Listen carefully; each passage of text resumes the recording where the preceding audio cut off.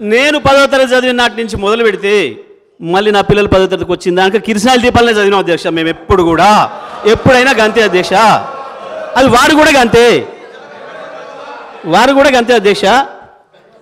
శ్రీధర్ బాబు గారు కూడా కిరసనాయిల దీపంతోనే చదువుకున్నాడు, అందులో సందేహం లేదు. సరే అధ్యక్ష, ఓకే అధ్యక్ష, ఒకవేళ వాళ్ళు ఏదైనా రాసిచ్చి ఇదే చదివిపోవాలి అందరూ అంటే ఓకే, అది కూడా ఆలోచిద్దాం అధ్యక్ష. ఎందుకు ఆగమవుతున్నారు అప్పుడే అధ్యక్ష? ఇక మంచినీళ్ళ పరిస్థితి, విద్యార్థుల పరిస్థితి, అది మంచినీళ్ళ పరిస్థితి, మంచినీళ్ళు ఇంటికి మంచినీళ్ళు రాలే, బోరు బావి కాడికి పోయి మంచినీళ్ళు తెచ్చుకోవాల్సిన దుస్థితి ఆనాడు గ్రామాలలో పల్లెల్లో. దానికి పోతే కూడా బోరు బావి దగ్గర పోతే పోయేవరకే కరెంటు పోతే 2 గంటల 3 గంటల 4 గంటల ఎన్ని గంటలు ఉండాలనో, ఎప్పుడు ఇంటికి పోవాలో తెలియని పరిస్థితి. ఇంటికి పోవడానికి ఒక బాధ, నీళ్లు లేకుండా బిందె నీళ్ళు లేకపోతే ఇంటికి పోయి ఎసరు పెట్టే పరిస్థితి లేదు ఆనాడు తెలంగాణ అక్క చెల్లెలకి, తెలంగాణ ఆడపడుచులకు.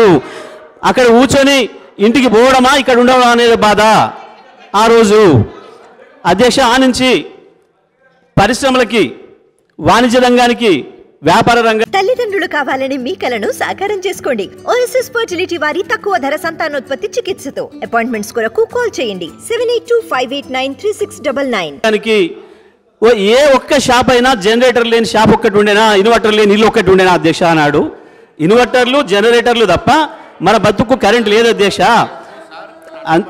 అంతే అధ్యక్ష.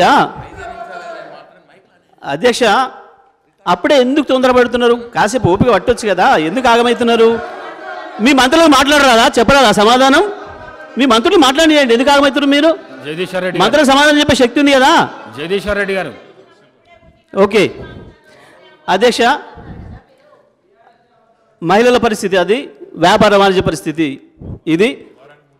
మంచిగా ఇక ఇండస్ట్రీస్ అయితే మీకు కూడా తెలుసు, ఇక్కడనే పాపం ధర్నా ప్రతిరోజు ఇండస్ట్రియలిస్టులు, ప్రపంచంలో పారిశ్రామికవేత్తలు కూడా ధర్నా చేసిన మొట్టమొదటి సందర్భం తెలంగాణలో మాత్రమే. ఆ రోజు సమైక్య ఆంధ్రప్రదేశ్లో, తెలంగాణలో, హైదరాబాద్లో మాత్రమే జరిగింది.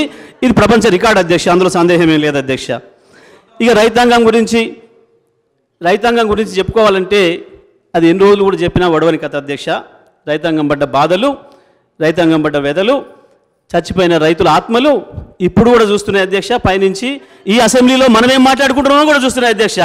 అటువైపు నుంచి ఏం జరుగుతుంది, ఇటువైపు నుంచి ఏం జరుగుతుంది, ఎట్లా దబాయింపు జరుగుతున్నాయనేది కూడా పైన చూస్తున్నాయి అధ్యక్ష, అందులో సందేహం లేదు అధ్యక్ష.